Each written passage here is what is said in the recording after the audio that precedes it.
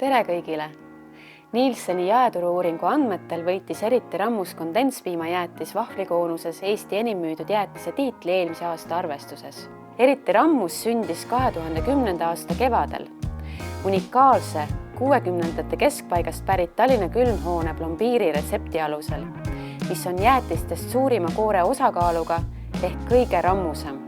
See rikkalik ning suus sulav vanillijäätis suures vahvlikoonuses sulatas end koheselt Eesti jäätisesõprade südametesse. Alguse sai eriti rammusa edulugu, millest on tänaseks välja kasvanud Eesti armastatuim jäätisebränd.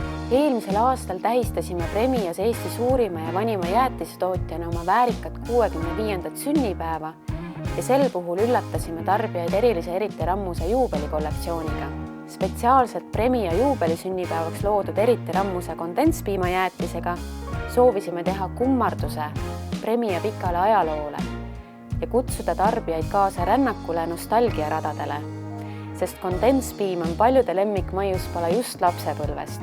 Jäätise edukuse tagas vastapandamatult hea maitse, mis valmis armastatud maitsega kondenspiimast ja legendaarse retsepti järgi rammusast koorest. Oleme Premias väga tänulikud kõikidele väikestele ja suurtele jäätisesõpradele, kes eriti rammuse kondenspiimajäätise nii soojalt vastu võtsid. Eestlased on tõelised klassikalise rammuse koorejäätise austajad. Ka selleks suveks leiab eriti rammuse seeriast uued üllatavad maitsed. Päikeselist jäätisesuve kõigile!